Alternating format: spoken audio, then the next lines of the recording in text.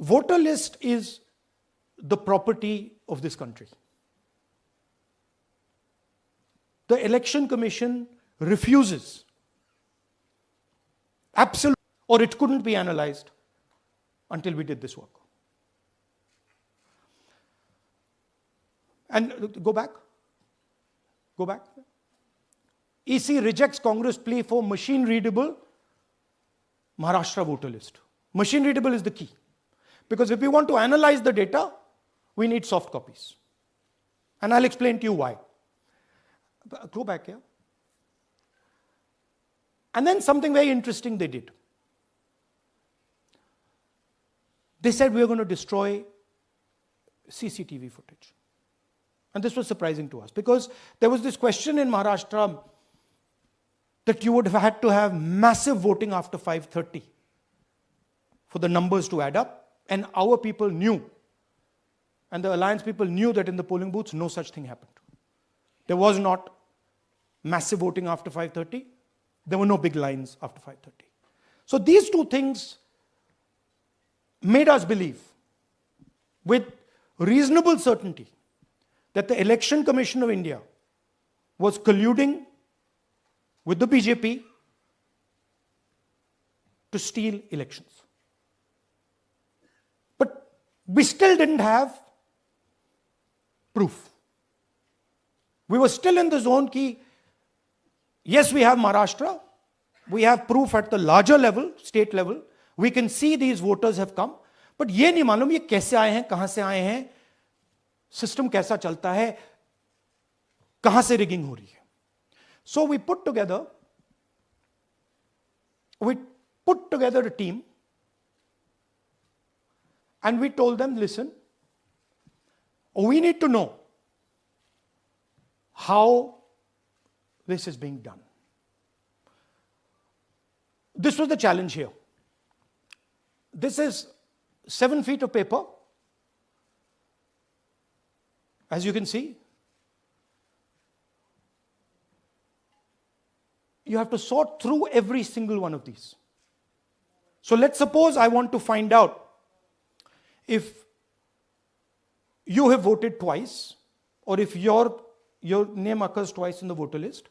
I have to take your picture and then I have to compare it to every single bit of paper and say, भैया ये photo यहाँ है. Let me show you. ऐसी list होती है, तो then we have to take this individual photo and we have to take it and look in every single sheet कि ये इस व्यक्ति दो बार तो नहीं आई है. That's the process and it's a very tedious process. I had initially thought that we will do multiple seats, but when we faced this, we realized why the Election Commission doesn't give us electronic data. Because they don't want us to look carefully. Right? And this task took us 6 months. So what you're going to see here was 6 months of the work of 30 to 40 people, non-stop, comparing names, comparing addresses, comparing pictures. And we have done the work for one assembly constituency. If you want to do the work for one Lok Sabha, that's in Karnataka, that's 7. Dikhao. That's 7 of those. Right? So you can imagine the task that we are being forced to do. Now analyzing this, if the Election Commission gave us electronic data, 30 seconds. Right? And I repeat, this is why we are being given data like this. So that it is not analyzed. Next. Sorry, just go back.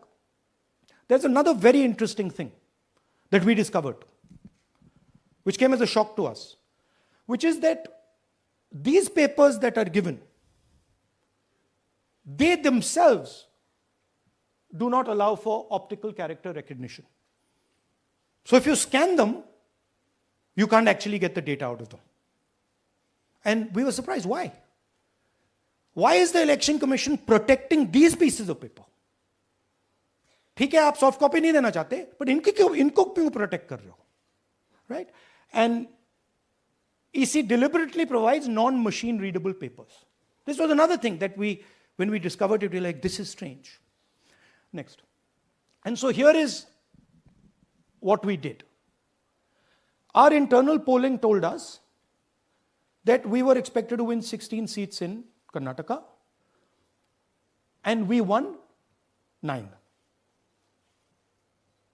So we then focused on the 7 unexpected losses, and we chose 1 Lok Sabha, and out of that Lok Sabha, our team said, we can only do 1 Vidhan Sabha. And so we chose 1 Vidhan Sabha, focused on Mahadevapura. And here's the broad maths. Achha, all the data that we have here is 2024 data from the Election Commission. Everything that we have here is their data. They have given it to us. Okay. In this form. 2024, total votes polled, 6.26 lakhs in the Lok Sabha. BJP wins with 658,915 with a margin of 32,707.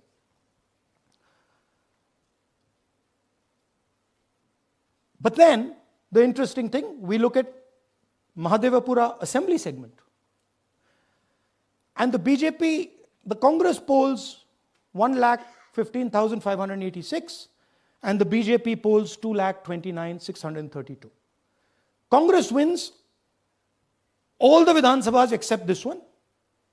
And in this one, BJP sweeps and gets a margin of 1,14,046. This seat wins them the election.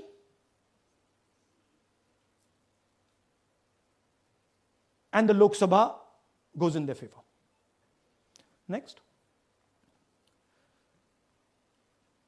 Go back. Sorry. Yeah, okay. So we started to look at that number. Just give me the last one. We started to look at this number. This number was very interesting to us. Why is it that this comes out of 1 seat? It's a huge imbalance. Right? So we started looking at Mahadevapura assembly, we started looking at the details. And now I'm going to tell you what we found. We found that 1,250,000 votes were stolen. And we're going to tell you how. What is the total number in the assembly? Total number of votes? So out of 6,50,000 total votes in the assembly of Mahadevapura, 1,250,000 votes were stolen. They were stolen in 5 different ways. The first way, duplicate voters. One voter appearing multiple times on the voter list. Fake and invalid addresses. Voters who didn't have addresses or were just fake addresses. Bulk voters in single address. One building, 50 people, 60 people, 1 bedroom house, but we go there, no 50 people living there. No record of those people ever having living there. 1 family living in that house. Invalid photos, photos which you simply cannot see or no photos existing of theirs on the polling list. And then the most interesting, misuse of Form 6.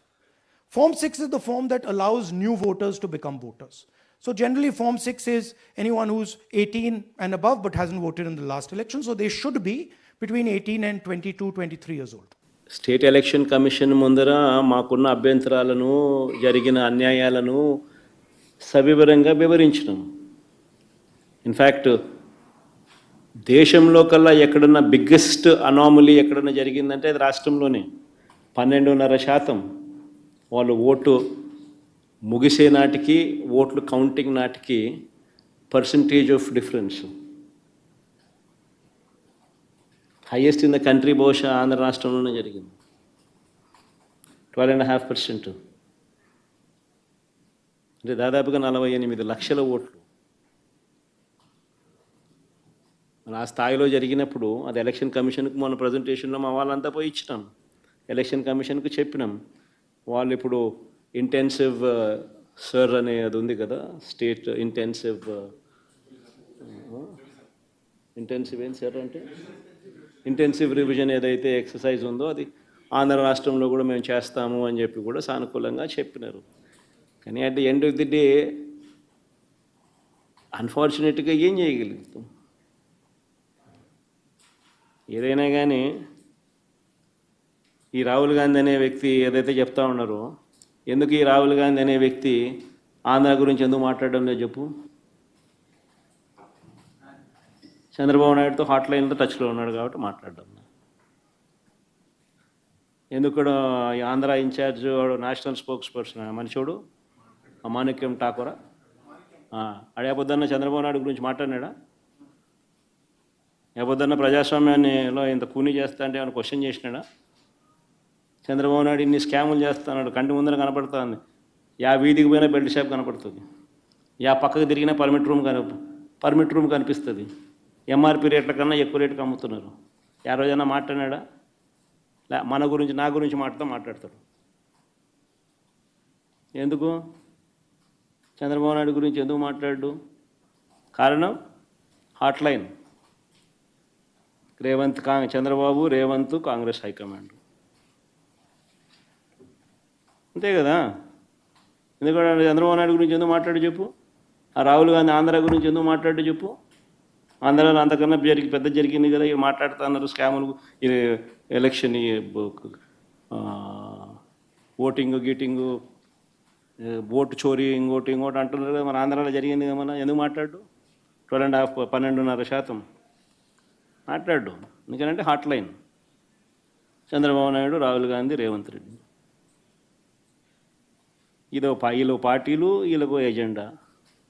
అలాగే భవిష్యత్తుని పదే పదే ఈ కూటమి ప్రభుత్వం ఒక దశాబ్దన్నర ఎందుకు ఉండాలి అని అంటున్నానంటే, సుస్థిరత ప్రజలకు ఇవ్వాలన్న ఒక ఉద్దేశం తప్ప పదవుల్లో కూర్చొని దీన్ని ఎంజాయ్ చేయాలి, లేదంటే దీన్ని ఆస్వాదించాలన్న కాంక్ష ఎవరికి లేదు. కానీ ఈ దుస్థితి నుంచి, ఎందుకంటే అనుక్షణం ప్రతిపక్ష నాయకులను చూస్తూనే ఉన్నారు, జాతీయ స్థాయి ప్రతిపక్ష నాయకుల నుంచి. ఓడిపోతేనేమో సడన్గా ఓట్ చోరీ అంటారు. వాళ్ళు గెలిచినప్పుడేమో ఓట్ చోరీలు కనిపించే వాళ్ళకి. గత ప్రభుత్వంలో కూడా చూసాం. 2019లో వాళ్ళు గెలిచినప్పుడు మేము ఎక్కడా మాట అనలా, ప్రజలు తీర్పు ఇచ్చారు, దాన్ని గౌరవించాం. 2024లో 151 సీట్లు కూటమి ప్రభుత్వానికి ఇచ్చి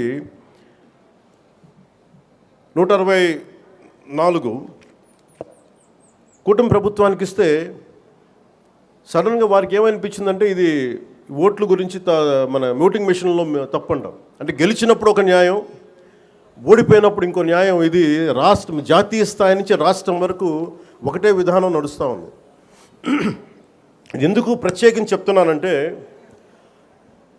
విదేశాలకి భారతదేశపు అభివృద్ధిని చూడకూడదనుకున్న దేశాలన్నిటికీ కూడా అంతర్గతంగా అస్థిరత సృష్టించడం వాడి విధానం. మనం దాంట్లో అంతర్జాతీయ కుట్రలో భాగంగా చూడాలి ఇదంతా. ఎప్పుడైతే భారతదేశం అంతర్గతంగా బలహీనపడద్దో, ఒక కోటని దెబ్బ కొట్టాలంటే బయటోడు కొట్టడం కంటే కూడా లోపల ఉన్నోడు తలుపు తీస్తే వచ్చే నష్టం ఎక్కువ. అందుకని ఎప్పుడు కూడా విదేశీ శక్తులు అంతర్గతంగా ఎవరున్నారు భారతదేశంలో, వాళ్ళకి ఎలాంటి ఇన్ఫర్మేషన్ ఇస్తే బాగుంటుంది, వాళ్ళ ఎజెండాని వీళ్ళందరూ మోస్తున్నారు. దీన్ని ప్రజలందరూ కూడా చాలా సునిశ్చితంగా గమనించాలి. ఇది ఏమైపోతుంటే ఒక్కసారి వాళ్ళని లోపలికి రానిచ్చామా, మీరు 2019, 2024 చూశారు. రోడ్డు మీదకి రావాలంటే భయాలు వచ్చినాయి ఒక్కొక్కళ్ళకి. ఈ రోజున కూటమి ప్రభుత్వాన్ని తిట్టడానికి ఎవరు ఇబ్బంది పట్టట్లా. దేనికంటే ఇది ప్రజాస్వామ్యం, దీన్ని గౌరవించడానికి ప్రతి ఒక్కరికి మాట చెప్పేది. మీరు ఒక బాధ్యతగా మాట్లాడాలి, సద్విమర్శను సంపూర్ణంగా స్వీకరించే పరిస్థితులు ఉన్నాయి. కానీ గత ప్రభుత్వంలో చూస్తే విమర్శ చేయడానికి భయపడేవాళ్ళు, పోలీస్ అధికారులు డ్యూటీ చేయడానికి భయపడేవాళ్ళు, అధికారులు ఎనీ సివిల్ డిపార్ట్మెంట్స్ ప్రతి ఒక్కరు కూడా భయపడేవాళ్ళు. అడ్డగోలుగా దోచేసుకున్నారు. ఇవన్నీ కూడా విదేశీ శక్తులకి ఇది ఆలవాలం అయిపోద్ది. వారికి కనుసైగలు వీళ్ళందరూ మెలుగుతున్నారు. వీళ్ళందరూ అలా చూడాలి దీన్ని. అందుకని ప్రజల్ని నేను కోరుకునేది, ఈ 79వ స్వాతంత్ర దినోత్సవ శుభ సందర్భంగా మీరు అంతర్గత శత్రువుల్ని ఒక కంట ఇప్పుడు మీరు కనిపెట్టి ఉండాలి.